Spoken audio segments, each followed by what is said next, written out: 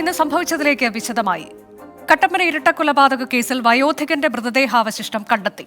കക്കാട്ടുകടയിലെ വാടക വീട്ടിൽ മുറിക്കുള്ളിൽ കുഴിച്ചുമൂടിയ നിലയിലായിരുന്നു മൃതദേഹം. പ്രതി നിതീഷ് ചുറ്റിക കൊണ്ട് തലയ്ക്കടിച്ചാണ് കൂട്ടാളിയായ വിഷ്ണുവിന്റെ പിതാവ് വിജയനെ കൊലപ്പെടുത്തിയത്.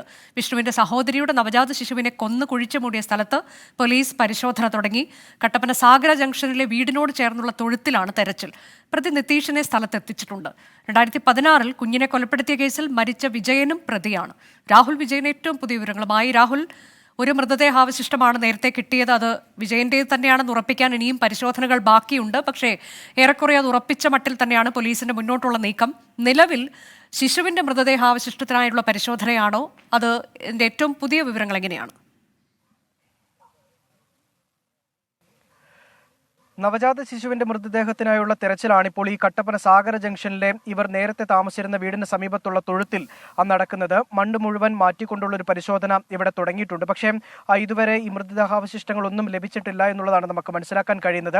ഒരുപക്ഷെ പോലീസിനെ സംബന്ധിച്ചിടത്തോളം ഇതൊരു വെല്ലുവിളി നിറഞ്ഞ കാര്യം കൂടിയാകാനുള്ള സാധ്യത ഉണ്ട്. കാരണം 4 ദിവസം മാത്രം പ്രായമുള്ള കുഞ്ഞിന്റെ മൃതദേഹമാണ് മണ്ണിൽ കുഴിച്ചിട്ടത്. അതുകൊണ്ട് തന്നെ അത് മാത്രമല്ല 8 വർഷം കഴിഞ്ഞിരിക്കുന്നു ഈ സംഭവം നടന്നിട്ട്. അതുകൊണ്ട് തന്നെ അതിന്റെ അവശിഷ്ടങ്ങൾ എത്രത്തോളം കണ്ടെത്താൻ കഴിയുമെന്നുള്ളൊരു സംശയം പോലീസ് ആദ്യമേ തന്നെ പ്രകടിപ്പിച്ചിരുന്നു. മാത്രമല്ല ഈ സ്ഥലത്ത് എത്തിച്ചതിന് ശേഷം നിതീഷ് മുൻപ് പോലീസിനോട് പറഞ്ഞ മൊഴിയല്ല ഇവിടെ എത്തിയപ്പോൾ പറയുന്നത് എന്നുള്ളതും പോലീസിനെ ആശങ്കപ്പെടുത്തുന്നുണ്ട്. മറ്റൊരു കാര്യം ആണ്, അല്ലെങ്കിൽ വിപരീതമായിട്ടാണ്, നേരത്തെ പറഞ്ഞതിന് വിപരീതമായിട്ടാണ് ഇവിടെ എത്തിയപ്പോൾ സംസാരിക്കുന്നത്. അതുകൊണ്ട് തന്നെ പോലീസിനും ചെറിയ സംശയങ്ങൾ ഉടലെടുത്തിട്ടുണ്ട് എന്നുള്ളതൊരു വസ്തുത തന്നെയാണ്. എങ്കിലും പോലീസ് നിലവിൽ ഈ തൊഴുത്തിൽ തന്നെ മണ്ണ് മാറ്റിക്കൊണ്ടുള്ള പരിശോധന തുടരുകയാണ്. നേരത്തെ ഈ മൊഴിയുടെ അടിസ്ഥാനത്തിൽ, നിതീഷിന്റെ തന്നെ മൊഴിയുടെ അടിസ്ഥാനത്തിൽ കാഞ്ചിയാറിലെ വീട്ടിൽ പരിശോധന നടത്തിയിരുന്നു. തറ കുഴിച്ചുള്ള പരിശോധനയിൽ വിജയന്റേതെന്ന് സംശയിക്കുന്ന മൃതദേഹാവശിഷ്ടങ്ങളും കണ്ടെത്തിയിരുന്നു. കാർഡ്ബോർഡ് പെട്ടിക്കകത്ത് 3ആയി മടക്കിയ നിലയിലായിരുന്നു മൃതദേഹാവശിഷ്ടം ഉണ്ടായിരുന്നത്. അത് പൂർണ്ണമായും പുറത്തെടുത്ത് ഇൻക്വസ്റ്റ് നടപടികൾ ഉൾപ്പെടെ പൂർത്തിയാക്കി പോസ്റ്റ്മോർട്ടത്തിനായി കോട്ടയം മെഡിക്കൽ കോളേജിലേക്ക് മാറ്റുകയും ചെയ്തിട്ടുണ്ട്. എന്തായാലും നാടിനെ ഞെട്ടിക്കുന്ന 2 കൊലപാതകങ്ങളുടെ ചുരുളാണ് അഴിഞ്ഞിരിക്കുന്നത്. അത് ഒരു മോഷണ കേസുമായി ബന്ധപ്പെട്ട് 2 പേരെ പിടിയിലാവുകയും അതിനെ തുടർന്നുള്ള പോലീസിന്റെ ചില സംശയങ്ങളും ചോദ്യം ചെയ്യലുകളുമാണ് ഈ 2 കൊലപാതകങ്ങളുടെയും ചുരുളഴിച്ചത് എന്നുള്ളതാണ് ഏറ്റവും പ്രധാനപ്പെട്ട കാര്യം. കട്ടപ്പനയിലെ ഇരട്ടക്കൊലപാതകത്തിൽ പോലീസ് കൂടുതൽ പരിശോധനകളിലേക്ക് കടന്നിരിക്കുന്നു. നവജാത ശിശുവിന്റെ മൃതദേഹാവശിഷ്ടത്തിനായുള്ള പരിശോധനയിലാണ് നിലവിൽ പോലീസ്. ഇനി ലോക്സഭാ തെരഞ്ഞെടുപ്പ് വാർത്തകളിലേക്ക്.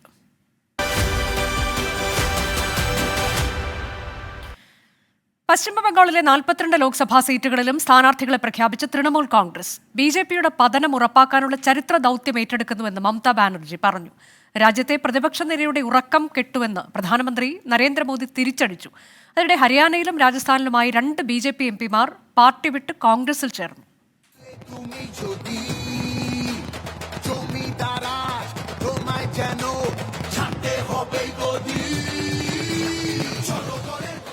വങ്കനാട്ടിൽ ബി.ജെ.പിയെ നേരിടാൻ തങ്ങൾക്ക് തനിച്ച് സാധിക്കുമെന്ന് വ്യക്തമാക്കുകയാണ് തൃണമൂൽ കോൺഗ്രസ്. 42 സീറ്റുകളിലും സ്ഥാനാർത്ഥികളെ മമതാ ബാനർജി നാമനിർദ്ദേശം ചെയ്തു. മഹുവ മൊയ്ത്ര, അഭിഷേക് ബാനർജി, ശത്രുഘ്ൻ സിൻഹ, മുൻ ഇന്ത്യൻ ക്രിക്കറ്റ് താരം യൂസഫ് പഠാൻ തുടങ്ങിയ പ്രമുഖരാകും തൃണമൂൽ കോൺഗ്രസിനെ പ്രതിനിധീകരിക്കുക. കോൺഗ്രസിന്റെ ലോക്സഭാ കക്ഷി നേതാവും സംസ്ഥാന അധ്യക്ഷനുമായ ആദിർ രഞ്ജൻ ചൌധരിയാണ് ബർഹാംപൂരിൽ യൂസഫ് പഠാന്റെ എതിരാളി. കീർത്തി ആസാദ്, ബർദുമാൻ ദുർഗാപൂർ, ഗോപാൽ ലാമ ഡാർജിലിംഗ്, പർമ ബൗത്തിക് ബാരക്പൂർ, സൗഗദാർ റോയ് ഡുംഡും, ഹാജി നൂറുൽ ഇസ്ലാം ബസീർഘട്ട്, സയോനി ഘോഷ് ജാദവ്പൂർ, കല്യാൺ ബാനർജി ശ്രീറാംപൂർ തുടങ്ങിയവരും TMC പട്ടികയിൽ ഇടം പിടിച്ചു. മറുവശത്ത് വീണ്ടും സ്ഥാനാർത്ഥിത്വം പ്രഖ്യാപിച്ച ശേഷം ആദ്യമായി വാരണാസിയിലെത്തിയ പ്രധാനമന്ത്രി നരേന്ദ്രമോദിക്ക് വിപുലമായ വരവേൽപ്പ് ലഭിച്ചു. ബൽക്കി पूरे देश के विकास के लिए कई विकास परियोजनाओं का यहां से शुभारंभ हो रहा है. രാജ്യം വികസനത്തിന്റെ കാര്യത്തിൽ സന്ധി ചെയ്യാത്ത വർഷങ്ങളിലൂടെയാണ് കടന്നു പോകുന്നതെന്ന് പ്രധാനമന്ത്രി വ്യക്തമാക്കി. വികസനം സാധാരണക്കാരന്റേതായി അനുഭവവേദ്യമാകുന്ന ഈ കാലം മുൻകാലങ്ങളിൽ നിന്നും ഭിന്നമാണ്. ഹരിയാനയിലും രാജസ്ഥാനിലും ബി.ജെ.പിയിൽ നിന്നുള്ള 2 എംപിമാർ പാർട്ടി വിട്ടു. BJP വിട്ട ബ്രിജേന്ദ്ര സിംഗ് കോൺഗ്രസ് അധ്യക്ഷൻ മല്ലികാർജുൻ ഖാർഗെയിൽ നിന്ന് പാർട്ടി അംഗത്വം സ്വീകരിച്ചു. 2014 കോൺഗ്രസ് വിട്ടാണ് പിതാവിനൊപ്പം ബ്രിജേന്ദ്ര സിംഗ് BJPയിൽ ചേർന്നത്. BJPയുടെ തിരഞ്ഞെടുപ്പ് സമിതിയുടെ കൂടിക്കാഴ്ചകളും ചർച്ചകളും ഇതിനിടെ ഡൽഹിയിൽ പുരോഗമിക്കുകയാണ്. ഇന്ന് നടക്കുന്ന സ്ഥാനാർത്ഥി നിർണയ സമിതി യോഗത്തിന് ശേഷം രണ്ടാം ഘട്ട പട്ടിക പ്രഖ്യാപിക്കുകയാണ് പാർട്ടിയുടെ ലക്ഷ്യം. ആർ രാധാകൃഷ്ണൻ, 24, ഡൽഹി. തെരഞ്ഞെടുപ്പ് പ്രഖ്യാപനം അടുത്തതോടെ സംസ്ഥാനത്ത് പ്രചാരണം സജീവമാക്കി മുന്നണികൾ. ആരോപണ പ്രത്യാരോപണങ്ങളുമായി നേതാക്കൾ കളം നിറഞ്ഞു തുടങ്ങി. സ്ഥാനാർത്ഥി പട്ടികയിൽ കോൺഗ്രസ് വനിതകളെ പരിഗണിച്ചില്ലെന്ന് വിമർശിച്ച ഷമാ മുഹമ്മദ് പാർട്ടിയുടെ ആരുമല്ലെന്ന് KPCC അധ്യക്ഷൻ K സുധാകരൻ പറഞ്ഞു. ലോക്സഭാ തെരഞ്ഞെടുപ്പിന്റെ പ്രഖ്യാപനം മാർച്ച് 14-നകം ഉണ്ടാകുമെന്ന് വ്യക്തമായതോടെ സംസ്ഥാനത്തെ തെരഞ്ഞെടുപ്പ് രംഗം ചൂടുപിടിക്കുകയാണ്. സ്ഥാനാർത്ഥി പ്രഖ്യാപനത്തിന് പിന്നാലെ UDF സ്ഥാനാർത്ഥികൾ റോഡ് ഷോയിലൂടെ മണ്ഡലങ്ങളിൽ സജീവമാകുന്നു. നേരത്തെ തന്നെ സ്ഥാനാർത്ഥി പ്രഖ്യാപനം കഴിഞ്ഞ LDF മണ്ഡലം കൺവെൻഷനുകളിലേക്ക് കടന്നു. BJPയുടെ നേതൃത്വത്തിലുള്ള NDA സ്ഥാനാർത്ഥികളുടെ സ്വീകരണവും പൗരപ്രമുഖരെ സന്ദർശിക്കുന്ന പരിപാടികളിലുമാണ്. സ്ഥാനാർത്ഥി പട്ടികയിൽ വനിതകളെ പരിഗണിച്ചില്ലെന്ന ഷമാ മുഹമ്മദിന്റെ ആരോപണം KPCC പ്രസിഡന്റ് K സുധാകരൻ തള്ളി. അതൊക്കെ അവരോട് ചോദിച്ചാൽ മതി, അവരൊന്നും പാർട്ടിന്റെ ആരുമല്ല. രാഹുൽ ഗാന്ധിയുടെ വയനാട് സ്ഥാനാർത്ഥിത്വം ഇന്ത്യ മുന്നണിയിൽ ആശയക്കുഴപ്പം സൃഷ്ടിക്കുമെന്ന് ആവർത്തിക്കുകയാണ് CPI. ഇന്ത്യ സഖ്യം ഉയർത്തിപ്പിടിക്കുന്ന രാഷ്ട്രീയം, ആ രാഷ്ട്രീയത്തിന്റെ വിജയത്തിന് വേണ്ടിയാണ് LDF ജയിക്കേണ്ടത്. ആ രാഷ്ട്രീയം വിജയിച്ചാൽ ഞങ്ങൾ ജയിച്ചു. അതിൽ കോൺഗ്രസിന് യാതൊരു പങ്കുമില്ല. കേരളത്തിലെ കോൺഗ്രസ് പ്രത്യേകിച്ചും BJPയുടെ അനുബന്ധമായി മാറിക്കഴിഞ്ഞിരിക്കുന്നു. പ്രധാനമന്ത്രി സ്ഥാനാർത്ഥിയായാണ് രാഹുൽ ഗാന്ധി വയനാട്ടിൽ മത്സരിക്കുന്നതെന്നാണ് കോൺഗ്രസിന്റെ പ്രതികരണം. രാജ്യത്ത് ഭരണത്തിൽ അധികാരത്തിൽ വരുന്ന മുന്നണിയുടെ പ്രധാനമന്ത്രിയാകേണ്ടതായ ഒരു സ്ഥാനാർത്ഥിക്ക് വോട്ട് ചെയ്യാനുള്ള അവസരം ഈ വയനാട്ടിലെ ജനങ്ങൾക്ക് ലഭ്യമാകുന്നു എന്നുള്ളത് ഒരു ചെറിയതായിരിക്കുന്ന തലമൊന്നുമല്ല. വയനാട് പാർലമെന്റ് രാഹുൽ ഗാന്ധിയുടെ സിറ്റിംഗ് മണ്ഡലമാണ്. തൃശൂരിലെ പ്രവർത്തകരോട് ക്ഷോഭിച്ചതിൽ വിശദീകരണവുമായി BJP സ്ഥാനാർത്ഥി സുരേഷ് ഗോപി രംഗത്ത് വന്നു. ആദിവാസികൾ വന്ന് എൻ്റെ പ്രവർത്തകരുടെ മുമ്പിൽ വെച്ച് പറയുന്നു, ഞങ്ങളുടെ വോട്ടുകൾ ചേർത്തിട്ടില്ല, 18 വയസ്സ് തികഞ്ഞ കുട്ടികൾക്ക് വോട്ടില്ല. അപ്പോൾ പിന്നെ എൻ്റെ അണികളെ ഞാൻ വഴക്ക് പറയും. താരപരിവേഷമുള്ളവരെയും ദേശീയ നേതാക്കളെയും പങ്കെടുപ്പിച്ചുകൊണ്ടുള്ള പ്രചരണ പരിപാടികൾക്കാണ് മുന്നണികളുടെ തീരുമാനം. 24, തിരുവനന്തപുരം. തെരഞ്ഞെടുപ്പ് പ്രചാരണത്തിനായി പ്രധാനമന്ത്രി നരേന്ദ്രമോദി വീണ്ടും കേരളത്തിലേക്ക്. ഈ മാസം 15-ന് പാലക്കാട്ടും 17-ന് പത്തനംതിട്ടയിലും എത്തും. NDA സ്ഥാനാർത്ഥി പ്രഖ്യാപനത്തിന് ശേഷം ഇതാദ്യമായാണ് പ്രധാനമന്ത്രി കേരളത്തിലേക്ക് എത്തുന്നത്. അതേസമയം മുന്നണിയെ പ്രതിസന്ധിയിലാക്കി തുഷാർ വെള്ളാപ്പള്ളിയും PC ജോർജും തമ്മിലുള്ള പോര് തുടരുകയാണ്. കേരളത്തിൽ ഇത്തവണയെങ്കിലും അക്കൗണ്ട് തുറക്കുക എന്ന BJPയുടെ ലക്ഷ്യത്തിന്റെ ഭാഗമായാണ് പ്രധാനമന്ത്രി നരേന്ദ്രമോദി വീണ്ടും സംസ്ഥാനത്തെത്തുന്നത്. ഈ മാസം 15-ന് പാലക്കാട് C കൃഷ്ണകുമാറിന്റെയും 17-ന് പത്തനംതിട്ടയിൽ അനിൽ ആന്റണിയുടെയും പ്രചാരണ പരിപാടികളിൽ പങ്കെടുക്കും. നേരത്തെ തൃശൂർ മണ്ഡലത്തിൽ 2 തവണ നരേന്ദ്രമോദി എത്തിയിരുന്നു. K സുരേന്ദ്രന്റെ കേരള പദയാത്രയിൽ പങ്കെടുക്കാനാണ് അവസാനമായി കേരളത്തിലെത്തിയത്. ഇതിനിടെ NDAയെ ആശങ്കയിലാക്കി PC ജോർജും തുഷാർ വെള്ളാപ്പള്ളിയും തമ്മിലുള്ള തർക്കം തുടരുകയാണ്. തെരഞ്ഞെടുപ്പ് പ്രചാരണത്തിന് PC ജോർജിന്റെ പിന്തുണ തേടേണ്ട ആവശ്യമില്ലെന്ന് തുഷാർ വെള്ളാപ്പള്ളി 24-നോട് പറഞ്ഞു. അദ്ദേഹത്തിന്റെ പ്രസ്താവനകൾ എപ്പോഴും ഞങ്ങൾക്ക് കൂടുതൽ വോട്ട് നൽകുന്നുള്ള കാര്യത്തിൽ യാതൊരു സംശയവും ആവശ്യമില്ല. അതുപോലെ ഞങ്ങൾ അതുമായിട്ട് യാതൊരു പ്രശ്നമില്ലല്ലോ. അദ്ദേഹം എന്തോ പറയുന്നു, അതും അത് സാധാരണ പറയുന്ന പോലെ പറയുന്നുള്ളത് ഞാൻ ശ്രദ്ധിക്കുന്നില്ല. പിന്നെ അദ്ദേഹത്തിന് തേടേണ്ട ആവശ്യമില്ലല്ലോ എനിക്ക്. കാര്യം അല്ലെങ്കിൽ BJPക്കാരനല്ലേ. NDAക്ക് മത്സരിക്കുന്ന ഏത് സ്ഥാനാർത്ഥിക്കും എന്നോട് അഭ്യർത്ഥിക്കേണ്ട ആവശ്യമില്ല. ഞാൻ പോയി അവർക്ക് വേണ്ടി വർക്ക് ചെയ്യേണ്ടത് എന്റെ കടമയാണ്. അതേസമയം കേരളത്തിൽ ഇത്തവണയും BJP ഒരു സീറ്റിലും ജയിക്കില്ലെന്ന് പാർട്ടി വിട്ട് CPIM-ൽ ചേർന്ന AK നസീർ പ്രതികരിച്ചു. 24, കോട്ടയം. വടകരയിലെത്തിയ ഷാഫി പറമ്പലിന് വൻ സ്വീകരണമൊരുക്കി പ്രവർത്തകർ. ഷാഫി പറമ്പലിന്റെ റോഡ് ഷോ പുരോഗമിക്കുകയാണ്. മിഥില ബാലൻ ഏറ്റവും പുതിയ വിവരങ്ങളുമായി. മിഥില, നേരത്തെ നമ്മൾ കണ്ടിരുന്നു വലിയ സംഘം പ്രവർത്തകർ ഷാഫി പറമ്പലിനെ സ്വീകരിക്കാനായി കാത്തു നിൽക്കുന്നത്. ഇപ്പോൾ അദ്ദേഹം എത്തിയിരിക്കുന്നു. റോഡ് ഷോ എങ്ങനെ പുരോഗമിക്കുന്നു? അനുജ പറഞ്ഞതുപോലെ തന്നെ വലിയ ആവേശത്തിലാണ് പ്രവർത്തകർ. ഷാഫി പറമ്പിൽ വടകരയിൽ എത്തിയതു മുതൽ വലിയ ആവേശത്തോടെയാണ് ഇപ്പോൾ റോഡ് ഷോ പുരോഗമിച്ചുകൊണ്ടിരിക്കുന്നത്. നേരത്തെ 4-5 മണിക്കായിരുന്നു കൺവെൻഷൻ തീരുമാനിച്ചെങ്കിൽ ഈ ഒരു റോഡ് ഷോ നടക്കുന്നതിനാൽ വലിയ ജനക്കൂട്ടം, നമുക്കിപ്പോൾ ദൃശ്യങ്ങൾ തന്നെ കാണാം, വലിയൊരു പ്രവർത്തകർ, KSU പ്രവർത്തകർ, യൂത്ത് കോൺഗ്രസ് പ്രവർത്തകർ, ഇത് വടകരക്കാർ മാത്രമല്ല, ഷാഫിയുടെ പാലക്കാട് നിന്ന് പോലും ആളുകൾ ഇങ്ങോട്ട് എത്തിയിട്ടുണ്ട്. അല്പസമയം മുമ്പ് ഷാഫി 24-മായി സംസാരിക്കുകയുണ്ടായി. ഷാഫി പറഞ്ഞത് വടകരയിലെ ജനങ്ങൾ നൽകിയ ഒരു സ്വീകരണത്തെ ഉറപ്പിച്ച എന്ന് മാത്രമല്ല ഇവിടെ രണ്ട് MLA-മാരാണല്ലോ മത്സരിക്കുന്നത് ചോദിക്കുമ്പോൾ ഇവിടെ രണ്ട് ആശയങ്ങൾ തമ്മിലാണ് മത്സരിക്കുന്നത്. വലിയ ഭൂരിപക്ഷത്തോടെ തന്നെ ഇവിടെ ജയിച്ചു കയറാൻ കഴിയും എന്ന ഒരു ശുഭാപ്തി വിശ്വാസം തന്നെയാണ് ഷാഫി പറമ്പിൽ പങ്കുവച്ചത്. നമുക്കറിയാം ഷാഫി നമുക്കിപ്പോൾ ആളുകളിൽ നിന്നും സ്വീകരണം ഏറ്റുവാങ്ങി ഇപ്പോൾ റോഡ് ഷോ ഇപ്പോൾ പുരോഗമിച്ചുകൊണ്ടിരിക്കുകയാണ്. നമുക്ക് ഷാഫിയുടെ പ്രതികരണം തന്നെ തേടാൻ പറ്റുമെന്ന് തോന്നുന്നു. നമുക്ക് ചോദിച്ചു നോക്കാം. വലിയൊരു ആവേശത്തിൽ തന്നെയാണ് ഇപ്പോൾ പ്രവർത്തകരെല്ലാം തന്നെ ഉള്ളത്. വലിയൊരു ആവേശത്തിൽ നമുക്ക് ദൃശ്യങ്ങൾ തന്നെ കാണാം. നമുക്ക് കാണാം വലിയൊരു ആവേശത്തോടെ തന്നെയാണ് ഇപ്പോൾ ഉള്ളത്. ഇപ്പോൾ പ്രതികരണം തേടാൻ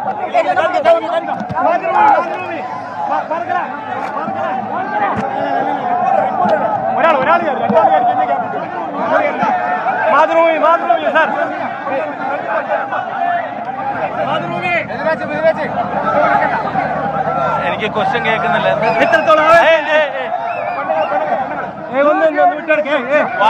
വാക്കിലും കണക്കിലും പറയാനാവാത്ത ആവേശം, ആത്മാർത്ഥത ചാലിച്ച ആവേശം. ഇത് ഇവിടുത്തെ പ്രവർത്തകരുടെ മനോഭാവവും ജനങ്ങളുടെ വികാരവുമാണ് പ്രകടിപ്പിക്കുന്നത്. ആത്മാർത്ഥതയോടെയുള്ള സ്വീകരണമാണ് ഷാഫി പറമ്പിൽ വ്യക്തമാക്കിയിട്ടുള്ളത്. അനുജ ഇന്ന് സംഭവിച്ചതിലേക്ക്. അതിരപ്പള്ളി ആനക്കയത്ത് സ്വകാര്യ ബസ്സിന് നേരെ പാഞ്ഞെടുത്ത് കാട്ടാന. കാടിന്റെ മറവിൽ നിന്ന് ആന ബസ് തൊട്ടടുത്തെത്തിയപ്പോൾ പാഞ്ഞെടുക്കുകയായിരുന്നു. ബസ് വേഗത്തിൽ മുന്നോട്ടെടുത്തതിനാൽ അപകടം ഒഴിവായി. 15 മിനിറ്റോളം റോഡിൽ നിലയുറപ്പിച്ച കാട്ടാനയെ വനപാലകർ തുരത്തി. ആനയ്ക്ക് മദപ്പാടുണ്ടെന്ന സൂചനയെ തുടർന്ന് വനംവകുപ്പ് ജാഗ്രതാ നിർദ്ദേശം നൽകി. സൂരജ് സജി വിവരങ്ങളുമായി. സൂരജ്, പലതവണ അതിരപ്പള്ളിയിൽ പ്രശ്നമുണ്ടാക്കിയിട്ടുള്ള മഞ്ഞക്കൊമ്പൻ, അത് കഴിഞ്ഞ ദിവസം ഒരു സ്ത്രീയുടെ മരണത്തിന് കാരണമായ കൊമ്പൻ കൂടിയാണ്. ആ കൊമ്പനാണിത് എന്ന തരത്തിലേക്കാണ് വാർത്ത വരുന്നത്. ഇപ്പോൾ ഏത് തരത്തിൽ നിരീക്ഷണം ഏർപ്പെടുത്തിയിട്ടുണ്ട്? ജാഗ്രതാ നിർദ്ദേശം എന്താണ് യാത്രക്കാർക്കുള്ളത്? അനുജ, കഴിഞ്ഞ ദിവസം അതിരപ്പള്ളി വാച്ചുമരം ആദിവാസി കോളനിയിലെ ഊരുമൂപ്പന്റെ ഭാര്യയുടെ മരണത്തിനിടയാക്കിയ കാട്ടുകൊമ്പൻ മഞ്ഞക്കൊമ്പൻ തന്നെയാണ് ഇതെന്നുള്ളതാണ് ഇപ്പോൾ സ്ഥിരീകരിക്കാൻ കഴിയുന്ന വിവരം. വനംവകുപ്പ് അത് കൃത്യമായി സ്ഥിരീകരിക്കുന്നുണ്ട്. ആനയുടെ കൊമ്പ് മഞ്ഞ നിറവും അതുപോലെ തന്നെ ഈ ആനയുടെ ചെവിയിലെ മുറിപ്പാടും എല്ലാം ഈ മഞ്ഞക്കൊമ്പന് സാമ്യം, അത് മഞ്ഞക്കൊമ്പൻ തന്നെയാണ് എന്ന് ഉറപ്പിക്കുന്നുണ്ട്. കഴിഞ്ഞ തവണയും അതായത് കഴിഞ്ഞ വർഷവും ഈ ആനയ്ക്ക് മദപ്പാടുണ്ടായിരുന്നു. ആ മദപ്പാടുണ്ടായ സമയത്ത് ആന ഈ മേഖലയിലേക്ക് എത്തിയിരുന്നു എന്നുള്ളതാണ് പറയുന്നത്. അല്ലാത്ത സമയങ്ങളിലെല്ലാം ആന ചിലവഴിക്കുന്നത് ഏഴാറ്റുമുഖം ഭാഗങ്ങളിലാണ്. പക്ഷേ കഴിഞ്ഞ വർഷം മദപ്പാടുണ്ടായ സമയത്ത് ആന ഇങ്ങോട്ടേക്ക് എത്തുന്നു. അതുപോലെ തന്നെ ഇക്കുറിയും മദപ്പാടുണ്ടായ സമയത്താണ് ആന ഇങ്ങോട്ടേക്ക് എത്തിയതെന്നുള്ളതാണ് പറയുന്നത്. ഇന്ന് ഉച്ചയ്ക്ക് 12 മണിയോട് കൂടിയാണ് ആന ഈ കാട്ടിൽ മറിഞ്ഞിരിക്കുകയും സ്വകാര്യ ബസ് വരുന്ന സമയത്ത് ആ ബസ്സിന് മുന്നിലേക്ക് ഇറങ്ങുകയും ഈ വഴി തടസ്സപ്പെടുത്തുകയും ചെയ്യുന്നു. 15 മിനിറ്റ് നേരം ഈ ബസ്സിന് മുന്നിൽ ആന നിലയുറപ്പിച്ചു. പിന്നീട് വഴിയരികിലേക്ക് ആന മാറുന്ന സമയത്ത് ഈ ബസ് ഡ്രൈവർ സമയോചിതമായി ഈ ബസ് മുന്നോട്ടെടുക്കുകയായിരുന്നു. തൊട്ടു പിന്നാലെ ആന പാഞ്ഞെടുക്കുന്നത് നമ്മുടെ ദൃശ്യങ്ങളിൽ തന്നെ വ്യക്തമാണ്. ഡ്രൈവർ ഒരു സമയോചിതമായ ഇടപെടലായിരുന്നു ഈ യാത്രക്കാരെയും കൊണ്ട് അവിടെ നിന്ന് ഈ പോകാൻ സാധിച്ചത്. തൊട്ടു പിന്നാലെ ഈ വനംവകുപ്പ് ഉദ്യോഗസ്ഥർ സ്ഥലത്തെത്തി ആനയെ താൽക്കാലികമായി അവിടെ നിന്ന് മാറ്റിയിട്ടുണ്ട്. അതോടൊപ്പം തന്നെ മഞ്ഞക്കൊമ്പനാണ്, ആനയ്ക്ക് മദപ്പാടുണ്ട് എന്നെല്ലാം കണ്ടെത്തിയതിന്റെ പശ്ചാത്തലത്തിൽ അതീവ നിരീക്ഷണം ഈ വനംവകുപ്പ് അവിടെ ഏർപ്പെടുത്തിയിരിക്കുന്നു. ഈ മേഖലയിലെ 3 ഫോറസ്റ്റ് സ്റ്റേഷനുകൾക്ക് പ്രത്യേക അലേർട്ട് DFO, അതായത് വാഴച്ചാൽ DFOയുടെ കീഴിലാണ് വരുന്നത് ഈ മേഖല. വാഴച്ചാൽ DFO ലക്ഷ്മി പ്രത്യേക അലേർട്ട് നൽകിയിരിക്കുന്നു. അതായത് നാളെ മുതൽ ഈ വാഹനങ്ങൾ കടന്നു പോകുന്ന സമയത്തെല്ലാം തന്നെ ഈ 3 ഫോറസ്റ്റ് സ്റ്റേഷനുകളോടും ഈ മേഖലയിൽ നിരീക്ഷണം നടത്താനും രാവിലെ 6 മണി തുടങ്ങിയാണ് ഈ വാഹനങ്ങൾ ഈ മേഖലയിലൂടെ കടന്നു പോകുക. ആ സമയത്തെല്ലാം നിരീക്ഷണം ശക്തിപ്പെടുത്താനുമുള്ള നിർദ്ദേശം ഇതിനോടകം തന്നെ വനംവകുപ്പ് നൽകിയിട്ടുണ്ട്. അതോടൊപ്പം തന്നെ ഇതുവഴി കടന്നു പോകുന്ന യാത്രക്കാരോടും ശ്രദ്ധിക്കണം, ഒരു ജാഗ്രതാ നിർദ്ദേശവും ഇപ്പോൾ വനംവകുപ്പ് മുന്നോട്ട് വയ്ക്കുകയാണ്. മഞ്ഞക്കൊമ്പൻ വീണ്ടും അതിരപ്പള്ളിയിൽ ഇറങ്ങി ആശങ്ക സൃഷ്ടിച്ചു. യാത്രക്കാർക്ക് ജാഗ്രതാ നിർദ്ദേശം നൽകുന്നു. വനംവകുപ്പ് നിരീക്ഷണവും ഏർപ്പെടുത്തിയിട്ടുണ്ട്. ഇനി സ്പോർട്സ് വാർത്തയിലേക്കാണ്. ഐ ലീഗ് ഫുട്ബോളിൽ വിജയവഴിയിൽ തിരിച്ചെത്താൻ ഗോകുലം കേരള FC ഇന്നിറങ്ങും. മത്സരം അല്പസമയത്തിനകം കോഴിക്കോട് EMS സ്റ്റേഡിയത്തിൽ ആരംഭിക്കും. റിയൽ കശ്മീരാണ് എതിരാളികൾ. സമീർ C. മുഹമ്മദ് വിവരങ്ങളുമായി. സമീർ, ഇന്ന് ജയം അനിവാര്യമാണ് ഗോകുലം കേരള FCക്ക്. എന്തൊക്കെയാണ് പ്രതീക്ഷകൾ? വലിയ പ്രതീക്ഷയോട് കൂടിയാണ് ഗോകുലം കേരള FC ഇന്നിറങ്ങുന്നത്. തുടർച്ചയായ 6 മത്സരങ്ങൾ വിജയിച്ച് പോയിന്റ് പട്ടികയിൽ 2ാം സ്ഥാനത്തായിരുന്നു ഗോകുലം കേരള FC. പിന്നീട് 2 മത്സരങ്ങൾ പരാജയപ്പെട്ടു. ഇപ്പോൾ 4ാം സ്ഥാനത്താണ് ഗോകുലം കേരള. അതുകൊണ്ട് തന്നെ അവർക്ക് ഇനിയുള്ള മത്സരങ്ങളെല്ലാം തന്നെ വിജയിച്ചെങ്കിലേ ലീഗിലേക്ക് തിരിച്ചു വരാൻ കഴിയുകയുള്ളൂ. ഈ ഒരു മത്സരം ഒപ്പം തന്നെ മറ്റ് 3 മത്സരങ്ങൾ കൂടിയുണ്ട്. അതോടെ ഈ പാദത്തിലെ മത്സരങ്ങൾ പൂർത്തിയാകുകയാണ്. ഈ മത്സരങ്ങളെല്ലാം വിജയിച്ചാൽ അവർക്ക് കിരീടം നേടാൻ കഴിയും. അങ്ങനെ നേടാൻ കഴിഞ്ഞാൽ ഗോകുലം കേരള FC 3ാമതും ഐ ലീഗ് കിരീടത്തിൽ മുത്തമിടും. അതോടൊപ്പം തന്നെ അവർക്ക് ISL കളിക്കാനുള്ള വലിയ ഒരു ഭാഗ്യം കൂടി വന്നു ചേരും. അത്തരം ഒരു നേട്ടത്തിലേക്കാണ് അവർ നീങ്ങുന്നത്. പക്ഷേ ഇന്ന് എതിരാളികളും ശക്തരാണ്. റിയൽ കാശ്മീരാണ് ശക്തരായ ടീമാണ്. അവരെ സംബന്ധിച്ച് ഏറ്റവും കുറഞ്ഞ ഗോളുകൾ വഴങ്ങിയ ഒരു ടീം എന്നുള്ള പ്രത്യേകത കൂടിയുണ്ട്. പോയിന്റ് പട്ടികയിൽ 2ാം സ്ഥാനത്താണ് റിയൽ കാശ്മീർ. എന്തായാലും വളരെ വാശിയേറിയ ഒരു മത്സരം തന്നെയായിരിക്കും. അല്പസമയത്തിനകം തന്നെ മത്സരം ആരംഭിക്കും. ഗോകുലം കേരള FC റിയൽ കശ്മീർ മത്സരം അല്പസമയത്തിനകം. വന്യമൃഗാക്രമണം ചെറുക്കാൻ യോജിച്ച് പ്രവർത്തിക്കുന്നതിന് കേരളവും കർണാടകയും തമിഴ്നാടും തമ്മിൽ ധാരണയായി. വന്യമൃഗ സംഘർഷ മേഖല അടയാളപ്പെടുത്തുന്നത് ഉൾപ്പെടെ 4 പദ്ധതികളുള്ള ധാരണാപത്രത്തിൽ കേരളവും കർണാടകയും ഒപ്പിട്ടു. ബന്ദിപ്പൂരിൽ ചേർന്ന അന്തർസംസ്ഥാന ഏകോപന സമിതി യോഗത്തിലാണ് തീരുമാനമുണ്ടായത്. വന്യജീവി സംരക്ഷണ നിയമത്തിൽ കാലോചിത മാറ്റം വേണമെന്ന കേരളത്തിന്റെ ആവശ്യത്തെ മറ്റ് സംസ്ഥാനങ്ങളും പിന്തുണച്ചു. വയനാട്ടിൽ രൂക്ഷമായ മനുഷ്യ വന്യജീവി സംഘർഷം. സമാന സ്ഥിതിയാണ് കർണാടക, തമിഴ്നാട് സംസ്ഥാനങ്ങളിലെയും അതിർത്തി പ്രദേശങ്ങളിൽ. ഈ സാഹചര്യത്തിലാണ് വനം മന്ത്രിമാരും ഉദ്യോഗസ്ഥരും പങ്കെടുത്ത യോഗം ബന്ദിപ്പൂരിൽ നടന്നത്. മനുഷ്യ വന്യജീവി സംഘർഷം ലഘൂകരിക്കാൻ ചില തീരുമാനങ്ങൾ യോഗം കൈക്കൊണ്ടു. പ്രശ്നപരിഹാരത്തിന് സഹകരിക്കാൻ 3 സംസ്ഥാനങ്ങളും ധാരണയായി. സംഘർഷബാധിത മേഖലകളുടെ മാപ്പിംഗ് നടത്തും. ഇതിന്റെ കാരണം കണ്ടെത്തും. നടപടികൾ കൈക്കൊള്ളും. പ്രശ്നപരിഹാരത്തിന് അതിവേഗ ഇടപെടൽ സാധ്യമാക്കും. വിദഗ്ധ സേവനം, വിഭവ സഹകരണം, വിവര കൈമാറ്റം തുടങ്ങിയവ വേഗത്തിൽ നടപ്പാക്കും. 1972 വന്യജീവി സംരക്ഷണ നിയമം കാലോചിതമായി പരിഷ്കരിക്കണമെന്ന കേരളത്തിന്റെ ആവശ്യത്തെ യോഗത്തിൽ പങ്കെടുത്ത മറ്റ് സംസ്ഥാനങ്ങളും പിന്തുണച്ചു. ഇക്കാര്യത്തിൽ ഐക്യത്തോടെ കേന്ദ്ര സർക്കാരിൽ സമ്മർദ്ദം ചെലുത്തും. 1972 വന്യജീവി സംരക്ഷണ നിയമത്തിൽ കാലോചിതമായ പരിഷ്കാരങ്ങൾ വേണം. 10-50 വർഷത്തിന് മുമ്പുള്ള സാമൂഹ്യ യാഥാർത്ഥ്യമല്ല ഇപ്പോഴുള്ളത്. പ്രവർത്തനങ്ങൾക്കുള്ള ഫണ്ടിന്റെ അപര്യാപ്തത 3 സംസ്ഥാനങ്ങളും നേരിടുന്നതായി യോഗം വിലയിരുത്തി. വംശവർധന ഉൾപ്പെടെയുള്ള മൃഗങ്ങളെ നിയന്ത്രിക്കാൻ നടപടി വേണമെന്ന് കേരളം യോഗത്തിൽ ആവശ്യപ്പെട്ടു. റെയിൽ ഫെൻസിംഗ് അടക്കം ഉള്ള പദ്ധതികൾക്ക് കേന്ദ്രം കാര്യമായി സഹായം നൽകുന്നില്ലെന്നായിരുന്നു കർണാടക വനം മന്ത്രി ഈശ്വർ ഖാണ്ഡ്രയുടെ കുറ്റപ്പെടുത്തൽ. തമിഴ്നാട് വനം മന്ത്രി യോഗത്തിൽ പങ്കെടുത്തില്ല. ഉദ്യോഗസ്ഥർ മാത്രമാണ് പങ്കെടുത്തത്. നോഡൽ ഓഫീസർമാരെ നിയോഗിച്ച് പ്രവർത്തനങ്ങൾ മുന്നോട്ട് കൊണ്ടുപോകാൻ യോഗം തീരുമാനിച്ചു. 3 സംസ്ഥാനങ്ങളിലെയും ഉദ്യോഗസ്ഥലത്തിലെ ആശയവിനിമയം തുടരും. 24 വയനാട്. ലോകത്തെവിടെയായാലും ഏത് സമയത്തും 24 വാർത്തകളും ഓഗ്മെന്റഡ് റിയാലിറ്റി പാക്കേജുകളും എക്സ്പ്ലെയിനറുകളും വിശദമായി കാണാൻ ഞങ്ങളുടെ യൂട്യൂബ് ചാനൽ നിങ്ങൾക്ക് സബ്സ്ക്രൈബ് ചെയ്യാം.